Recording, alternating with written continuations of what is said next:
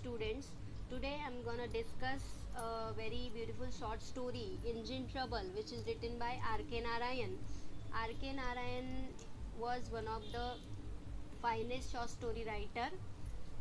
So first we discussed about the R.K. Narayan's full name is Rashipuram Krishnaswamy Narayan, who is born in 1906 and died on 2001. He is best known for his stories, and he created a fictional town, Malgudi, in South India.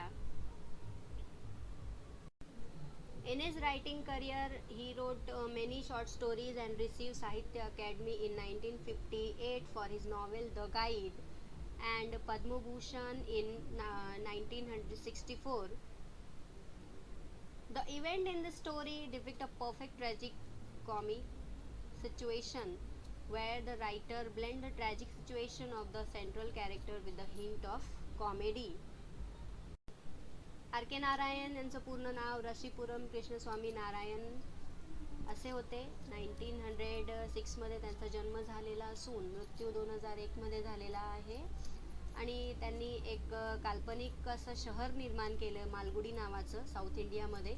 त्यांना साहित्य academy पुरस्कारसुद्धा 1958मध्ये त्यांच्या novel म्हणजेच कादंबरी the गाईडसाठी मिळालेला आहे. तसेच त्यांना पद्मभूषणसुद्धा पुरस्कार मिळालेला आहे. आणि इंजिन ट्रबल ही जी स्टोरी आहे खूप फन वेमध्ये आपण शिकणार आहोत. ट्रॅजिक कॉमिक सिच्युएशन्स असतात. अकॉर्डिंग टू द रायटर त्याच्या आयुष्यामध्ये एक असा प्रसंग घडतो की ज्याच्यासाठी तो आनंदितही असतो, पण नंतर त्याला खूप सारे प्रॉब्लेम्स फेस करावे लागतात. तर अशा पद्धतीने ही स्टोरीची सुरुवात होईल आणि मग नंतर त्याचा शेवट कसा होतो हे सगळं आपण ह्या स्टोरीमध्ये बघणार आहोत. Here are some new words in this lesson, so let's have a look. If you want, you can take a screenshot for your notes.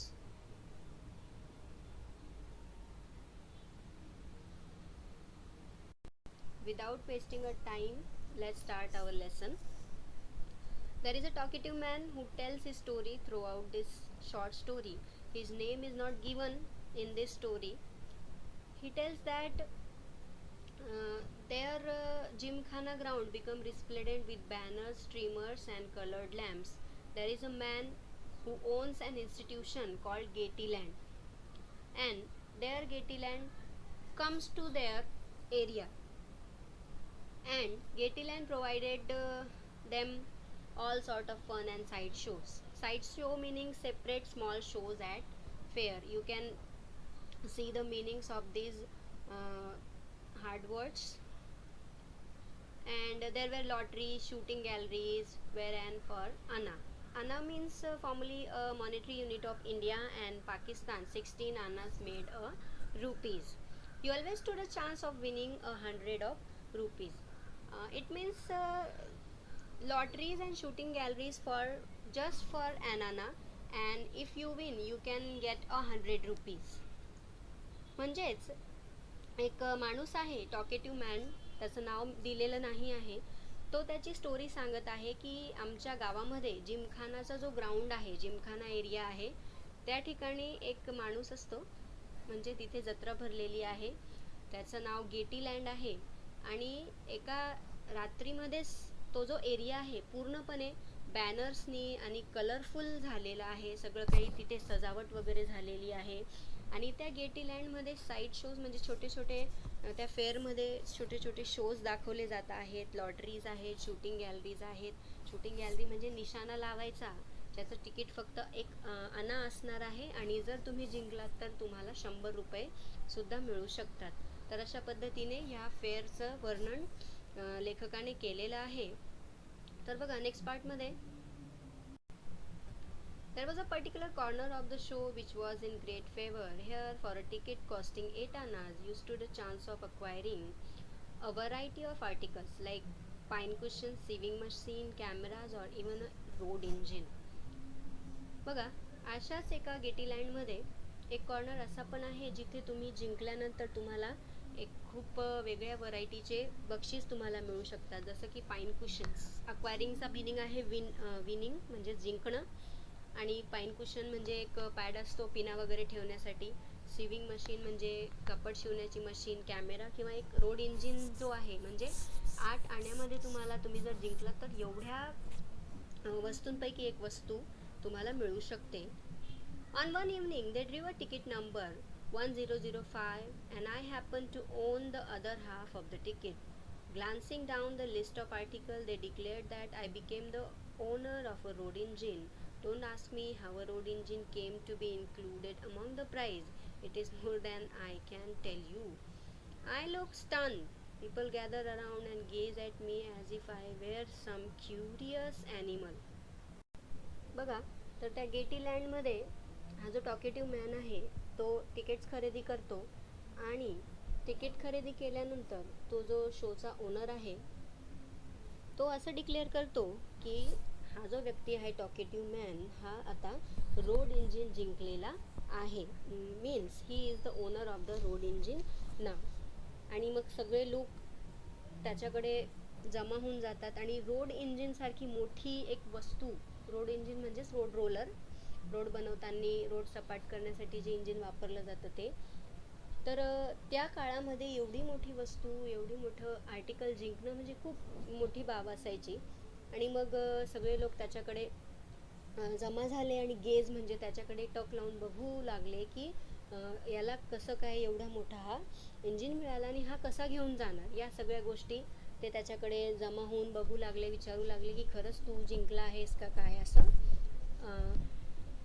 The talkative man wins the road engine as a prize, but now it's a question of taking the road engine to the home at a short notice. When he asked to the showman if he would help him to transport it, but he refused to do that. He told to the talkative man that we have already declared that all winners should remove the prize immediately on their own efforts. So he's not going to help him about it. But when the talkative man asked him or requested him,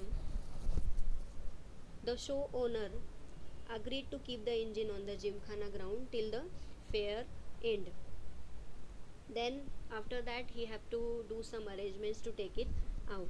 Some of his friends and well-wishers came to congratulate him and told him that and suggested him that if he sells the scrap iron of the engine he can make a few thousands. म्हणजेच सगळेजण त्याला congratulate करायला लागले की तुला road engine मिळालेला आहे.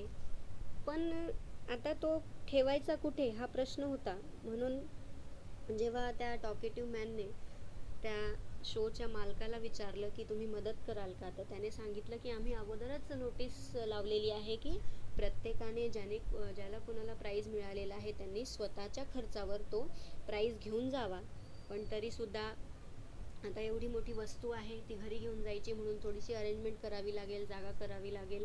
म्हणून त्याने रिक्वेस्ट केली त्या शो ओनरला, आणि मग शो ओनर म्हणला ठीक आहे की जोपर्यंत आम्ही इथे आहोत तुम्ही इथे तुमचं ही जी वस्तू आहे ती ठेवू शकतात.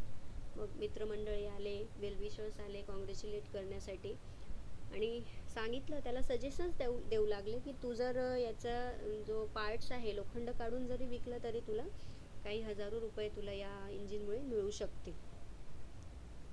Every day I made a trip to Gymkhana grounds to have a look at my engine. I grew very fond of it. I love its shining brass part. I stood near it and patted it affectionately, a word about it, and returned home every day only at the close of the show. I was a poor man. I thought that my troubles were coming to an end. How ignorant we are. How little did I guess that my troubles had just begun. बघा, दररोज हा जो man आहे तो जिमखाना ग्राउंडला जायला लागला त्याचा जो रोड इंजिन आहे तो बघण्यासाठी, आणि he grew very fond of it. म्हणजे त्याला ती वस्तू इतकी फॅसिनेट करायला लागली की तो त्याला रोज बघायला जायला लागला. त्याचे जे पार्ट्स शायनिंग करायचे उन्हामध्ये ते बघायला जाऊ लागला, आणि तासन तास त्याच्या इंजिनजवळ तो उभा राहायला लागला. त्याच्यानंतर शो संपल्यानंतरच घरी यायचा. तो एक गरीब माणूस होता. त्याला वाटलं की आता मी हे विकल्यानंतर माझे जे ट्रबल्स आहेत ते संपून जाणार आहेत. पण त्याला माहीतच नव्हतं की माझे ट्रबलला आता कुठेतरी सुरुवात झालेली आहे, असं तो म्हणत आहे इथे. When the showman took down his booth and packed up, I received a notice from the municipality to attend to my road engine. When I went there the next day, I looked forlorn with no one about. The showman had moved on, leaving the engine where it stood. It was perfectly safe anywhere.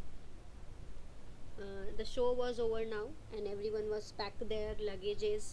And after that, he received a notice from municipality. Municipality means authoritative bodies, and to attend his road engine.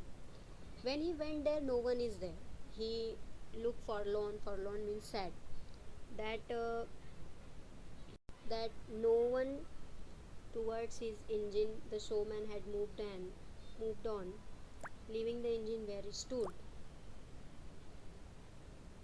काही दिवसानंतर show संपला. सगळेजण त्यांच्या त्यांच्या घरी निघून गेले आणि मग म्युन्सिपाल्टीचा एक नोटीस आला की तुमचा इंजिन तुम्ही घेऊन जा. आणि मग हा टॉकेटिव्ह मॅन तिकडे गेला. त्यांनी पाहिलं की सगळेजण निघून गेलेले आहेत. माझा इंजिन तिथे एकटाच तसाच उभा आहे. पण काही दिवस त्याने परत त्या ग्राउंडवरच, त्या जिमखानाच्या ग्राउंडवरच ते राहू दिलं.